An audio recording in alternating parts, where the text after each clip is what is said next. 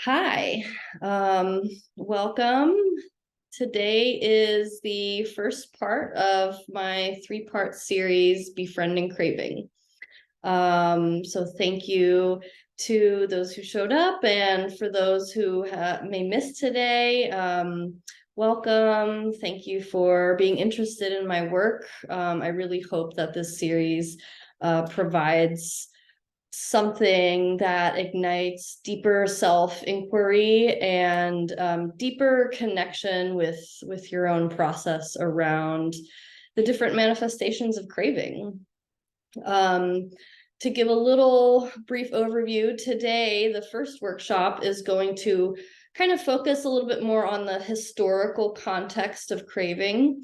I speak mostly through a lens of substance use, so I'm going to be talking a lot about psychoactive plants, substances as the main focus, but it's really a broad, inclusive paradigm. So food addictions, sex and love, working, shopping, any behavior or thing or practice or ritual that might have an addictive quality to it, which almost encompasses everything, can be applied to anything I speak about. I'm going to start with a little bit of background on me. So I'm Becca. I started Mycophoria in 2020 after a almost 10-year career as a certified addiction counselor. I've worked in many different mental health settings, from inpatient psychiatric hospitals to being a peer support specialist for teens and young adults experiencing early signs of psychosis, to, of course, your standard inpatient and outpatient rehab center.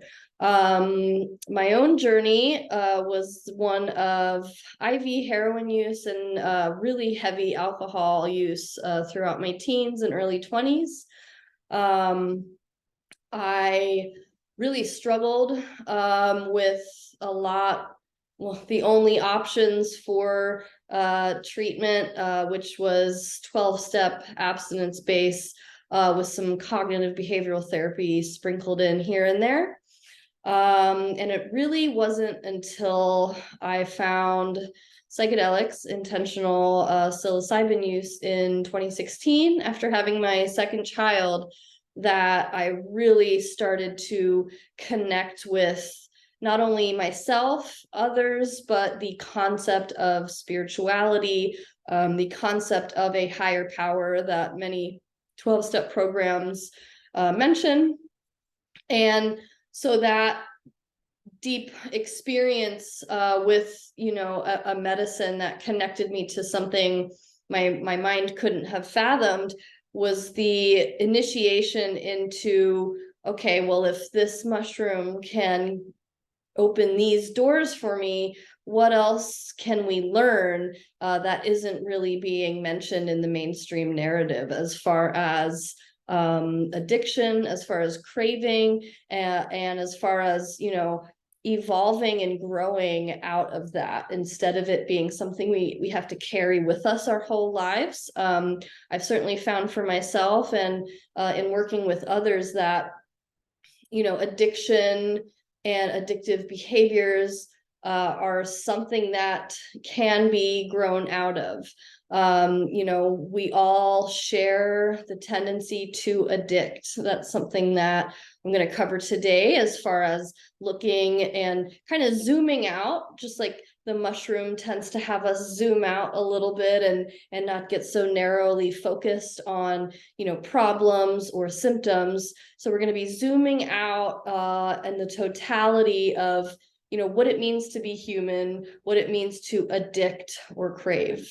So again, I thank you all for being with me today and for supporting this, my very first workshop. All the books that I've read, all the experiences that I've had, the people I've worked with, the communities I've been a part of, all of that has informed what I'm going to be sharing with you today. And one of my favorite contemporary philosophers, Bayo Akumalafe. I'd consider him a genius. He always says that he likes to ask more questions than provide answers. So I think a main intention for this workshop is to kind of offer some information and perspective, but only in so much as that it ignites questions within yourself and deeper learning within yourself, because we are all living a subjective experience. And so this is just kind of a lot of subjective reports compiled into an offering. So without further ado, I'm just going to lead us in a little brief drop-in meditative exercise just to kind of get present and grounded in the now before we embark on this little journey together. So if it feels safe for you, I invite you to just start to notice the sensation of your body being supported by the earth, by the chair, noticing maybe having your feet on the ground, just starting to notice maybe the thoughts in your mind, the sensations within the body, noticing without judgment, noticing your pattern of breath.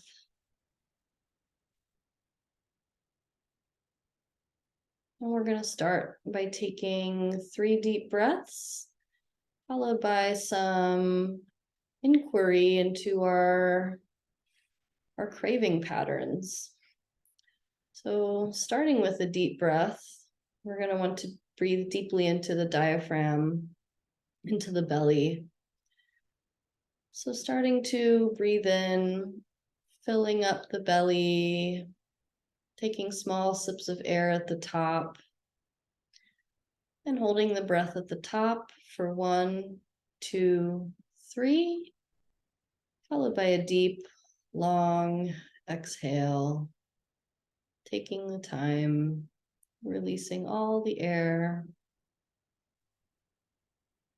and then taking another deep breath into the belly, breathing in deeply, filling up the lungs, holding it at the top for 1, 2, 3, and a deep, long exhale, slowly releasing. And this next breath in, make it the deepest breath you've taken today. Breathing deeply into the belly, as much air as you can fit. And holding it at the top for 1, 2, 3. And a deep, loud, long exhale, releasing anything maybe that hung on from the day. And just being here now, present. And maybe noticing if the body feels any differently now. Maybe if it feels good, consciously breathing into the belly.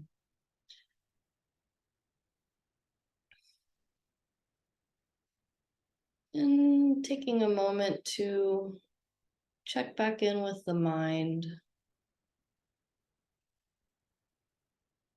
Maybe seeing if the mind is carrying anything. Maybe noticing if you've had any cravings throughout the day. This could look like cravings for a nap, craving for connection, maybe craving for a certain food or snack or drink. It could look like craving for cannabis, craving for coffee.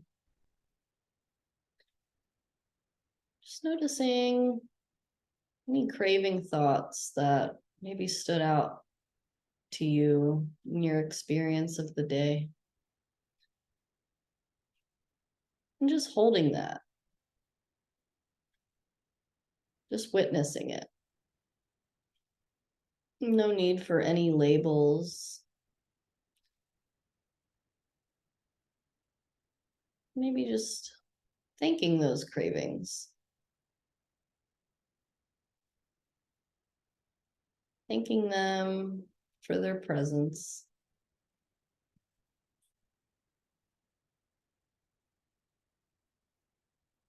And noticing that when you think of whichever cravings were prevalent for you today, how does witnessing them feel in your body? Do they live in a certain part of your body? Do they carry any sort of weight or temperature or color?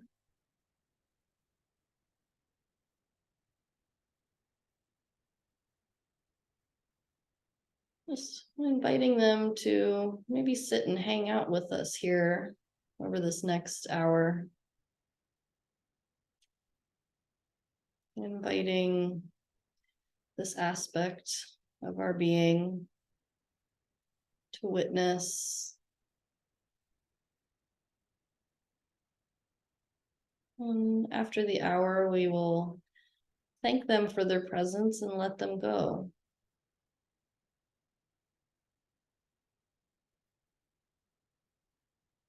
And thanking yourself for showing up.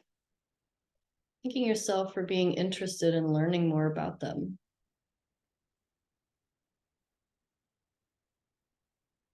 Whenever you feel ready, you can wiggle your fingers and toes and start to return to the room.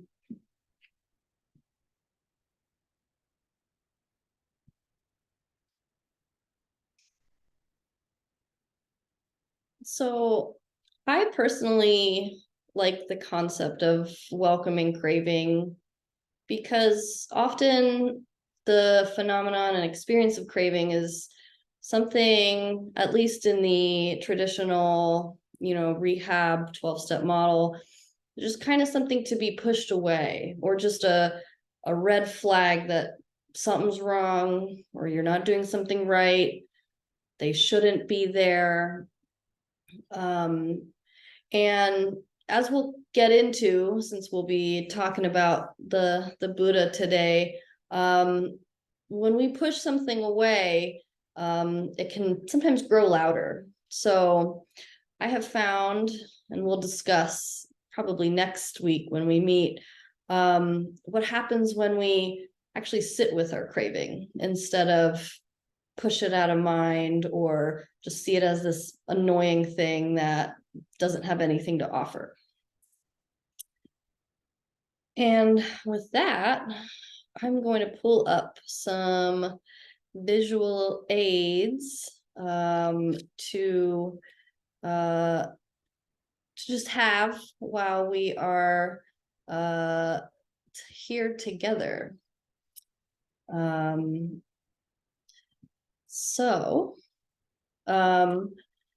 Yeah, just wanted to start with, why I even chose the dragon symbol. Oh, my bad. My screen did not share. Okay. Let's try that again. There we go. Okay, it's working. So why did I choose a dragon for the marketing material? For me, I've had a lot of reverence for dragons since I was little. Actually, I remember getting this book about mythological creatures when I was maybe like 6 years old, and I just kind of became fascinated by the concept of dragons. And there's such an old symbol in so many different cultures that are still relevant to this day. Dragons are seen as the keepers of treasure, the keepers of knowledge in many esoteric traditions. Sometimes they can be intertwined with serpents. So, the Nagas were serpent beings who were often the keepers of very high spiritual wisdom. And the flip side of a dragon is the wrathful, fiery, destructive energy. And so in that vein, I see them as a really fitting symbol for craving, right? Chasing the dragon is still a term used sometimes in regards to using some drugs, right? And so when we awaken the dragon of craving, some see it as this force that can just kind of take over and cause mayhem and cause hyper focus on just like fulfilling desire. But I like to also invite the flip side of their meaning, as they have a lot to teach us.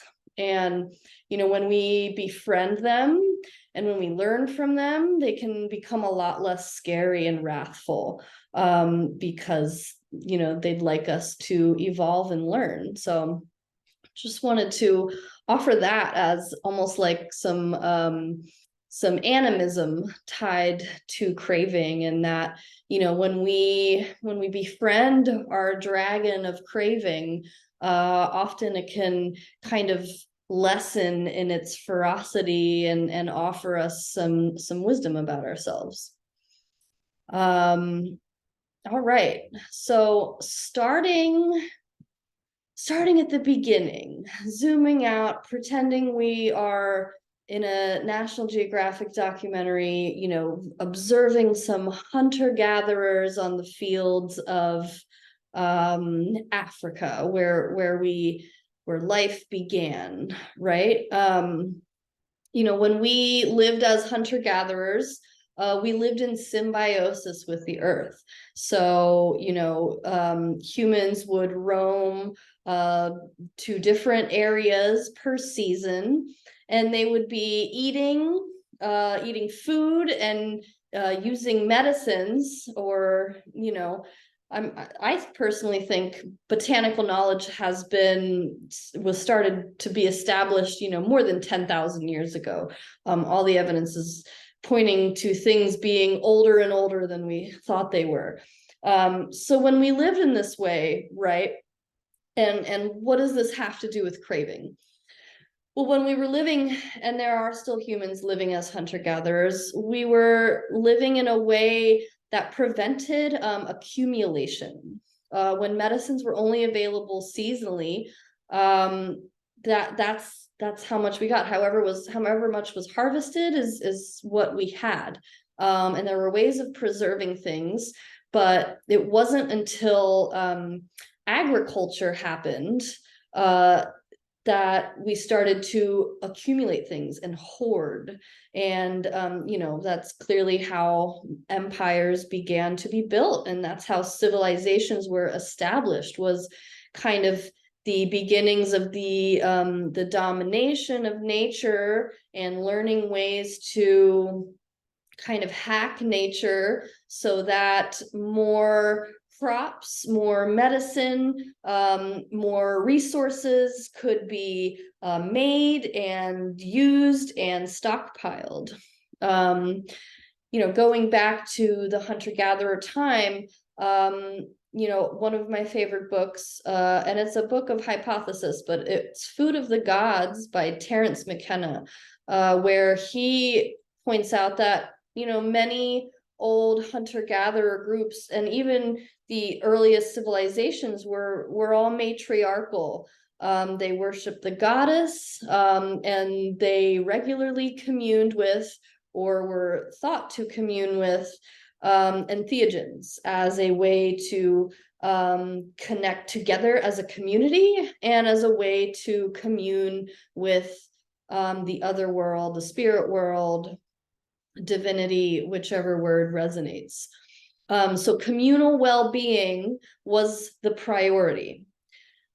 And over time, as more resources were gathered and civilizations were established, and Again, according to Terence McKenna, things like mushrooms were becoming less available due to, drier climates. That's when we start to see the rise of patriarchal and hoarding empires, right? I think some of the earliest empires noted were to be in the Mesopotamian region, modern day Iraq, Turkey, Greece, Egypt. And so with the rise of a civilization, and there becomes, the systems of power. And again, this is I posit that maybe the beginnings of addiction could be traced to this time of gathering and ownership and having, right? Because a facet of addiction is that tendency to kind of want more and more and more. Something that many people point out is, it's like you're trying to fill a hole. So when there is plenty to be had in the hands of, the ruling, that kind of, in my eyes, opened the door for the potential for addiction. And this ties into medicinal plants also becoming cultivated intentionally alongside crops and, the gathering of other natural resources, such as iron and gold. So the earliest pharmacons, they were, 3,000 years BC. The poppy, for example, Hulgil, which was Sumerian for joy plant, or the Vedic soma, which the origins of soma are debated. We don't really necessarily know exactly what consisted of soma, but it was very revered and seen to be a key to the Vedic cosmology. And as the empires grew, so did the complexities of human life and culture, right? And so we're still speaking over the span of, millennia. So we go from 6,000 years BC, should say BC instead of 6,000 years ago, into 2000 BC, 1000 BC is when many different empires throughout Asia, Europe, and Africa really start to rise. And there were definitely empires in South America and Central America as well. However, most of the documentation covers Asia, Africa, and Europe. So some of the earliest documentations of craving, the phenomenon of desire, specifically caused by substances, there's mention in the Chinese Song Dynasty, which is about 15,000 BCE. So they speak of Shi Ju, a love of drink marked by craving, desire, and thirst. Also, Aristotle documented the severity of alcohol withdrawal and advised against use while pregnant. Alexander the Great is thought to have died from alcoholic complications. So these are some of the earliest references to craving. But at the time, the word addict, as we know it in English, that word did not have a negative connotation as it does today. So to addict is simply to revere something, rather than to use something to one's demise. So addict to knowledge, to addict to a lover. So that I find that interesting, that it wasn't really until the 16th, 17th century that the word addiction started taking on a negative connotation. But today we're just going to focus on craving and the phenomenon of craving. But I would like to just share the book, The Urge, Our History of Addiction is a really great eye-opening venture into the history of addiction itself as documented throughout history. The downside to that one is that it's very European heavy. I think that the different cultural understandings play a role, as we will see in a bit with the Buddha. So, in keeping with this understanding of different cultural relationship to the natural world and resources and food and all that we need to survive as humans on this earth. We can't, most of us, like the vast majority of humans cannot really simply return to hunter-gatherer ways unless you've maybe got some capital to really throw down on a plot of land and you've got some serious survival skills. Then, you very well might do that. But most of us are in the modern culture of overconsumption via capitalism, fast trends, and accumulation. This brought to mind, as I was compiling all of this, to how especially in the Americas, in parts of Africa, parts of Europe, parts of Asia, sacraments of psychoactive medicines, and here I'm specifically speaking to Mesoamerican, ayahuasca, psilocybin, and morning glory seeds, they were revered and viewed as sacred in Mesoamerican cultures. Addiction was not documented in most North and South American indigenous cultures pre-colonialism, likely due to thousands of years of being in relationship with these natural medicines. And this is a big key, and even Gabor Mate speaks on this, is when tradition is rooted in respect for nature and for sacred plants, the tendency to overuse them is largely absent, because there is spiritual framework and tradition in place, and there's community guidance and oversight, and it is something that members of the tribe or community or lineage are steeped in from birth, right? So when I think that plays a role in craving, right? When you are raised with respect for these things and they are just interwoven into your life and generations past, the impetus to overuse them or abuse them is really not there. So I think that might be something that many of us in the Western global North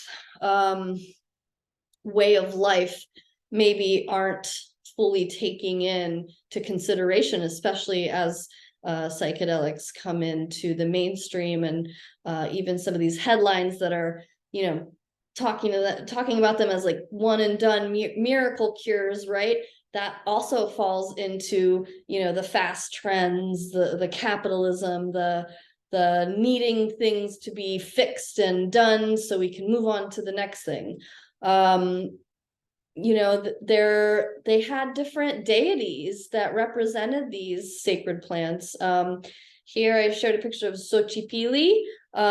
He was the Aztec god, likely a queer god, of entheogens. On this little statue of him, there are some psilocybin mushrooms down here. He's got different psychoactive plants, including morning glories and peyote buttons etched into him. So that just goes to show how much respect was given to these natural gifts. And it all goes back in my mind to conscious consumption, right? We don't even have to just focus on psychoactive substances with this. Conscious consumption of textiles, right? This can go to fast fashion and shopping addictions, right? The many manufacturers are really they profit off of craving for new things, new materials.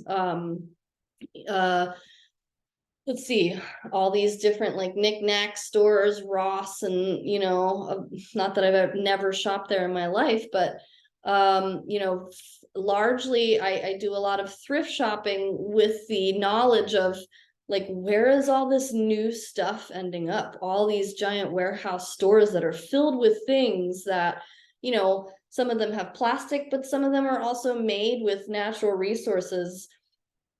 A lot of what we'll be covering over the next 3 weeks is how can we be more conscious of what it means to have and consume. And that is definitely tied into craving, because there's an element of craving that will almost never be satisfied, right? We'll always kind of go to the next thing. And so the more consciousness we can build around our consumption, I think that has positive effects for the phenomenon of craving, and kind of gaining more control and sovereignty over our ability to consider where everything comes from that we crave, that we use on a daily basis. All right, so where did the first quote unquote spiritual framework for the phenomenon of craving come from? Well, I say first quote unquote because I think there were many cultures, many animist, earth-based cultures, particularly in Europe, that were kind of eradicated, so we can't ever fool, maybe they also had some checks and balances in place for craving within their cosmology, right? And even though I tend to talk negatively about the Romans, there were a couple of the Stoics is what they would call, they acknowledged craving, but the person I view as kind of giving us like a framework that is still more relevant than ever is the Buddha. We will get into kind of where he came from in the next slide, but let's discuss what the Buddha was saying, and where the understanding of craving fits in from a Buddhist lens. I cannot pronounce Sanskrit, so I want to say that's Tana. That is the Sanskrit word translated to thirst, desire, longing, greed. And it's viewed alongside dukkha, meaning suffering. So when the Buddha was describing kind of the root of suffering, gotta lower my hand. When the Buddha was describing the root of suffering, craving and aversion are the two intertwined phenomenon related to suffering. So when desire or craving arises, so too does suffering. According to the teachings of the Buddha, both desire and aversion are the causes of suffering and the phenomena that keep us reincarnating into samsara. Samsara being, in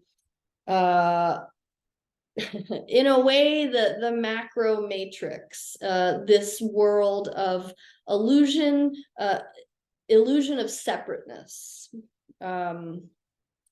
So through the practice of non-attachment, letting go of desire, we can release the bind of dukkha or suffering.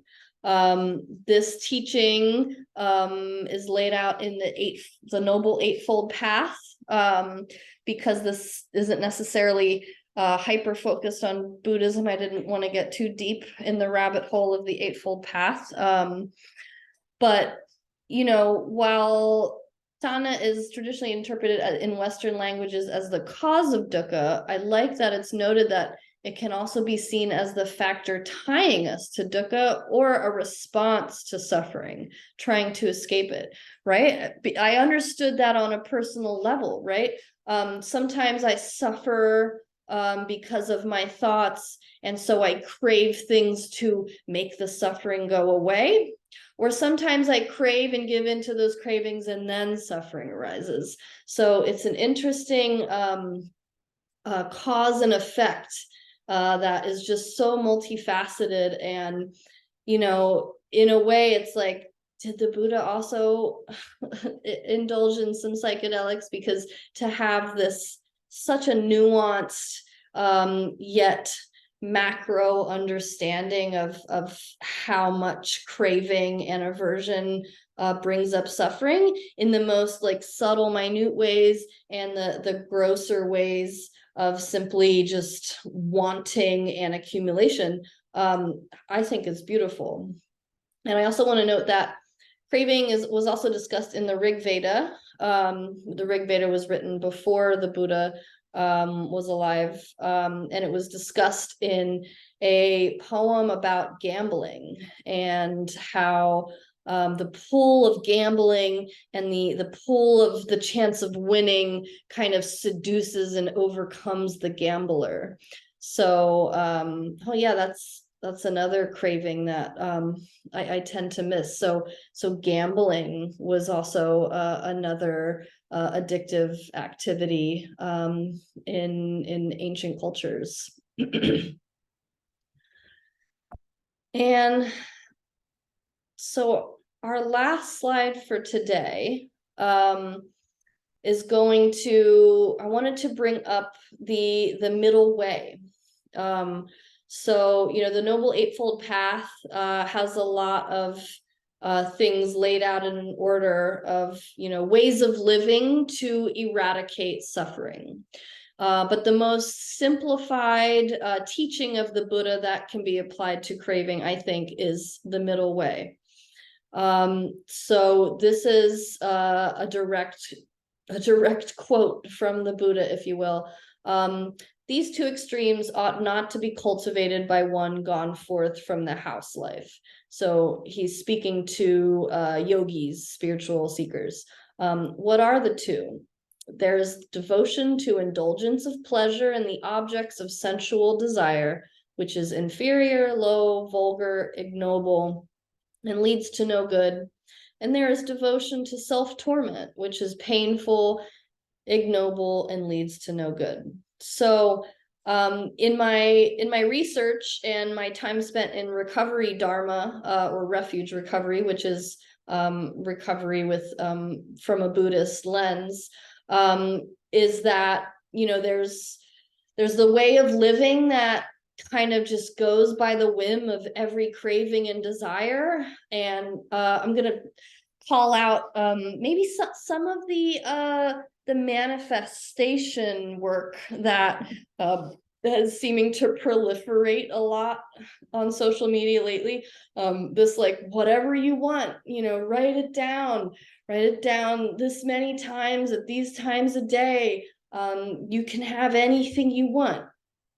I'm not saying that that's terrible, but that's kind of the frame of mind that the Buddha's talking about when he says devotion to indulgence of pleasure in the objects of sensual desire. Because this mindset of like, and then I want $1 million, and then I want to live here, and then I want to do this. Like, it's okay to aspire, it's okay to have dreams, it's okay to want things. The Buddha was obviously a profound, enlightened spiritual being who dedicated his life to this path, right? We're not all going to go spend years in meditation per se, but I think it could be helpful to maybe see the framework of always manifesting and always wanting something more, just like noticing where that takes us. And does it take us away from gratitude for what we have? Is it fleeting when we get, some things that we're trying to manifest? Like, how fulfilling and gratifying is it really? How long does that feeling last? This is what the Buddha was speaking about with the middle path. And so the other extreme that he's mentioning, I included this picture of the Buddha. It's the emaciated Buddha when he, well, let me just go into his story. So for those who don't know, the Buddha was born a prince into wealth and abundance. And he later left it all to truly understand the nature of existence. After he wasn't really allowed to leave his palace, but one time he did, and he encountered sickness, death, and poverty. And so witnessing those three things caused him to completely leave his princehood behind to search out the meaning of life. So he went from having anything he could ever want to forsaking it all, owning nothing, and surviving on a grain of rice a day, and just spending, days and days and days in meditation. And he arrived at the middle path because he also saw that forsaking all sensual pleasures and forsaking any form of identification with the body or the material world, he also saw that didn't really lead to anything fruitful spiritually too. And so this teaching is really about duality, right? Most indigenous cosmologies point out duality. In the Vedic tradition, the esoteric symbol of the two snakes intertwined, right? That represents duality. If we think, the term black or white thinking is speaking to duality, good or bad. That is an aspect, many spiritual traditions say, of living in this incarnation, in this 3D physical reality, is the perception of duality. And so the Buddha was like, hey, what if we went in the middle? If I bring this back to my work in the mental health field as a mental health professional, I would get very frustrated with some of the other counselors, because I would be spending all this time with clients and realizing like this is all gray area. It's all like there are just different shades of gray, like Alan Watts would say.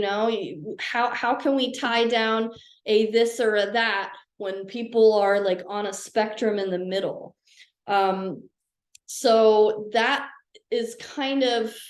was a bit of an epiphany for me when I found Buddhist recovery meetings coming from the 12-step AA lens of like, you're either sober or you're not.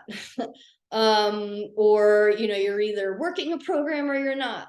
And then going to Buddhist recovery sanghas and just hearing such a more grounded, practical middle way approach of, we don't have to tie the label of bad to every craving. We don't have to tie the label of, good to having years of sobriety, though that's great. I will never knock anyone for having a good amount of, time abstinent from substances or their behavior of choice. But it's this attachment, there's that Buddhist word, attachment to labels being either this way or that way, and you can't have anything between, because the Buddha and many other esoteric traditions kind of acknowledge that, like, oh, actually really reality actually is, in between.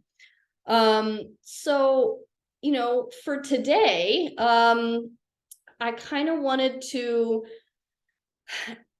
not end, but offer the question of, what does the middle way mean to you? If you viewed your cravings as something that as things that are bad, like when I crave chocolate, it's bad. When I crave alcohol, it's bad. When I crave money, it's good. So these, where do we inherit these interpretations of our cravings from?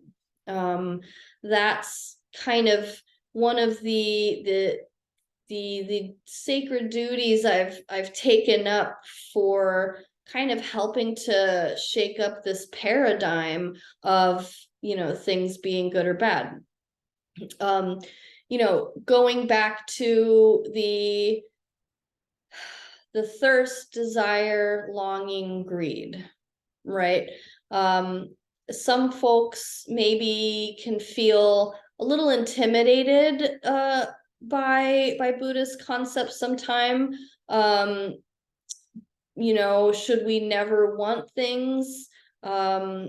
That's not really for me to say. I'm certainly not trying to sell any sort of perspective here in this workshop, because I live in Southern California.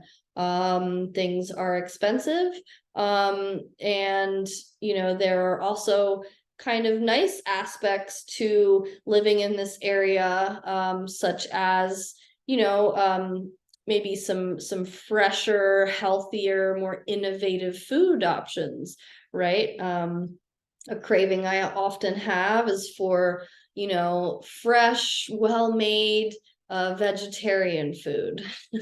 That's kind of a California thing. Is that craving bad? No, not necessarily. Is the craving for a house by the beach and $2 million in my bank bad? Well, it depends. How much does it consume me, right? I think the Buddha was really speaking to, like, how consumed are we by our cravings? Are we so consumed with them that we become wholly identified with their attainment or the lack, which then causes dukkha, suffering, right? If I also think of, let's say, Zen, for example, as you can see, I'm a fan of kind of popcorning, bringing in different frameworks into my life. So, that brings to mind the one of the Zen tales that Alan Watts liked to share, of the horse farmer. And it was a horse farmer, and one day all of his horses got out and they ran away. And some villagers said, like, "Oh, that's so terrible." And the horse owner said, "Maybe." And then all the horses came back, and everyone said, "Oh, that's so great." And the horse owner said, "Maybe." And I don't think I'm even doing that justice, but the point of that being, it goes back to the label of, like, what does the craving or the lack of what we're craving bring up in us? Next week we're going to do some more exercises on kind of working with the emotional body and the somatic experience of craving, because I think maybe something the Buddha could have used a little more of was a little bit more embodiment, because it's really like we can conceptualize this. I certainly understood this on a cognitive level, like, okay, yeah, I crave, and then the craving takes me out of the present, and then I get so focused on the craving that I suffer.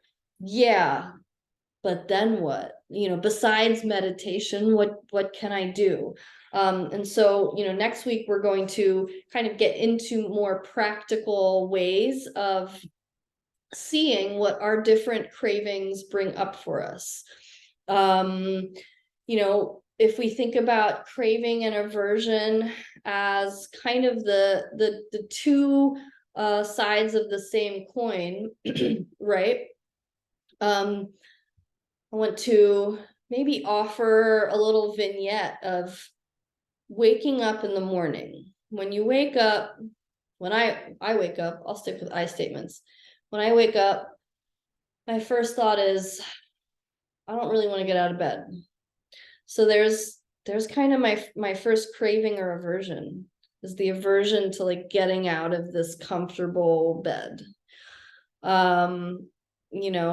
After getting up, I crave something to make me feel a little more awake. I don't drink coffee, but I drink matcha and cacao. So I crave those. Those are priority one as I start my day with my kids.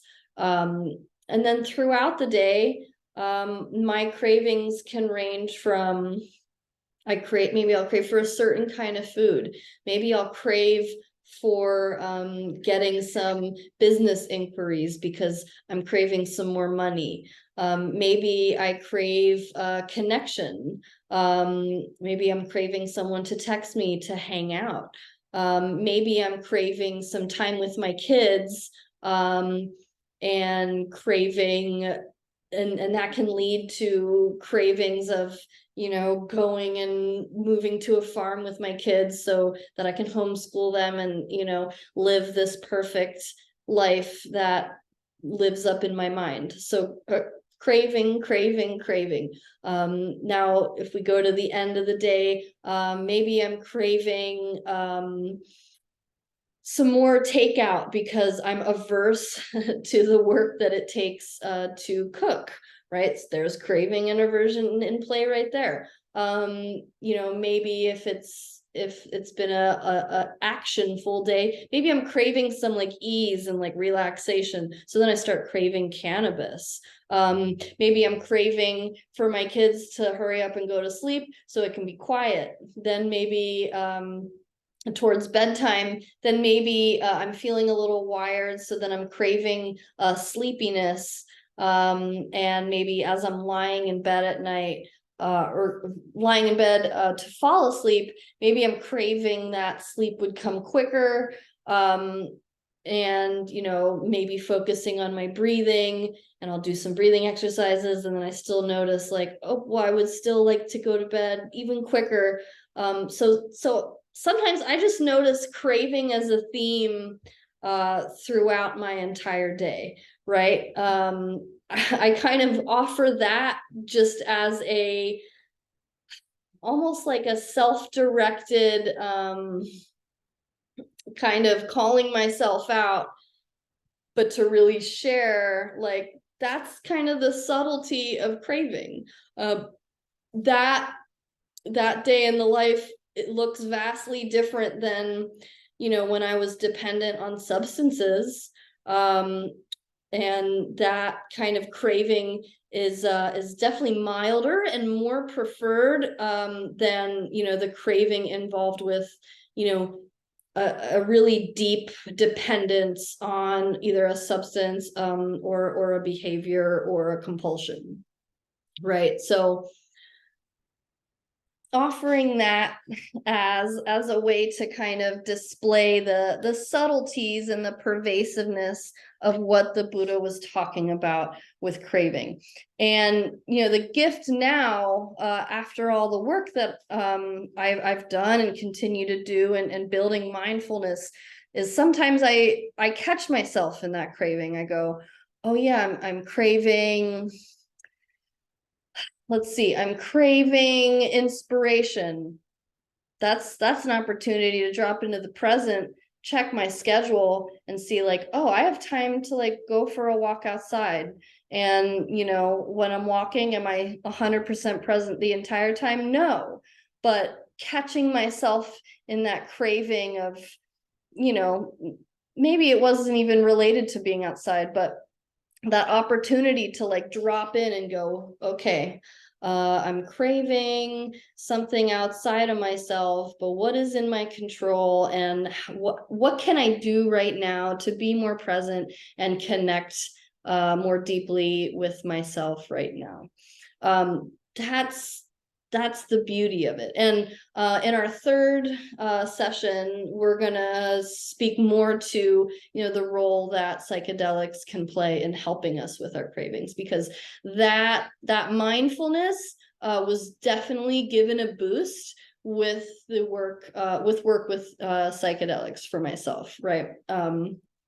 You know, I think I picked this topic because craving felt overpowering in my life from a very young age. Like I just kind of always wanted to feel okay and not have any discomfort, because discomfort felt like my general operating system. And so when I was a teen and throughout a lot of my 20s, like craving was my dominant experience in my waking hours.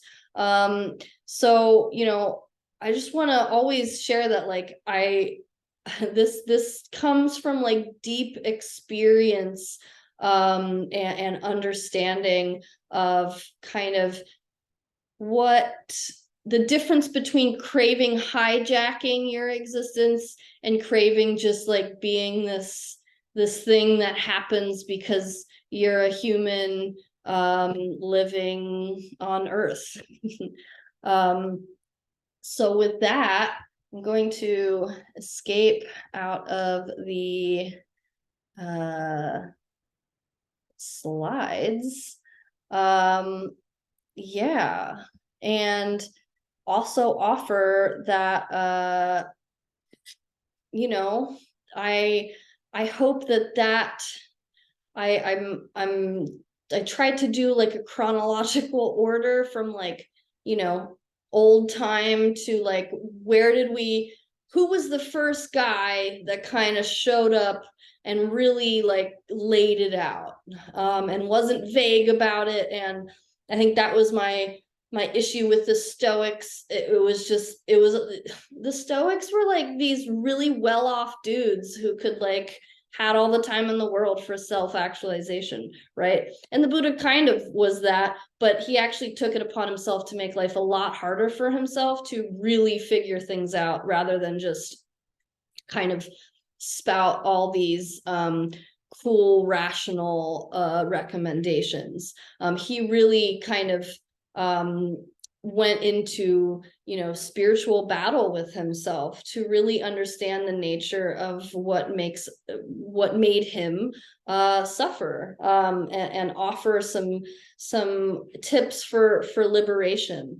You know, and as I'm sharing all this, I'm a really big fan of Terence McKenna, and you know, I love that he says things like, you know, the Buddhists have a piece of the pie, the Mayans had a piece of the pie, the Egyptians and the Hermeticists, or the, you know, Aleister Crowley and these magic people, they had a piece of the pie. Everyone just has a piece of the pie, right? Because I think that, and especially working with psychedelics, you learn that Buddhist frameworks are really helpful. And then sometimes when you really like get into the nitty gritty battlefield of like self and living, sometimes we need other tools that aren't just teachings. Sometimes we really need, you know, whether that's some other form of spiritual connection or something like grounding from the earth. So next week we are going to discuss somatic experience of craving. We're going to touch on some neuroscience. I was a big, you know, neuroscience nerd in college, and I love neurotransmitters. I love that all of the psychoactive things we can ingest and even behaviors all affect neurotransmitters. and we'll talk about ways of how that ties into like our emotional experience, right? Because, you know, in talking about this topic with some other folks, they've pointed out the connection to craving in our subconscious, right? Or our subconscious being kind of our constantly running, somewhat inaccessible memory bank that is dictating, you know, a good portion of our daily behavior, right? And psychedelics can allow us to access that material. So when I say working with the emotional body, we're also going to cover, you know, how do our interpersonal relationships affect our craving, right? Because I've definitely touched on like, you know, that little vignette of craving. I was like, okay, how do I experience craving if I have like minimal human interaction? That would just be kind of my running little mental narrative. But then sometimes you get into conflict with family or friends or a partner, or you know, you experience loss, or you experience like actual physical injury or sickness, right? These kind of really intense emotional experiences. And how do they affect craving, right? I think maybe that's one thing that the medical view does acknowledge, is that, you know, I don't like the term relapse necessarily, but, you know, a lot of relapse in folks with substance use is precipitated by really impactful, stressful, or traumatic events, or the re-triggering of traumatic events. So we'll go into an overview of the somatic, neuroscience, and emotional connection to craving. And then the third week, we will go into, you know, practical integration of entheogens, and maybe more of group sharing of, you know, what it has our journey with cravings been. You know, I think I want to hear from everyone around, like, what does craving mean to you? Because I can sit here and I can, you know, I have all this stuff I've typed and my own experience, but everyone experiences it in their own unique way, and everyone has their own level of understanding and self-mastery of their cravings. So that's it for the recording aspect today. I really hope that, you know, you got something out of that, and that maybe sparked some you know, maybe anthropological curiosity around what does it mean to experience craving as a human, and how does that relate to our experience, how does that relate to our connection to nature, our connection to resources, and our connection to the present moment, and our ability to let go, like the Buddha said. So thank you all, and I really look forward to meeting with you next Wednesday.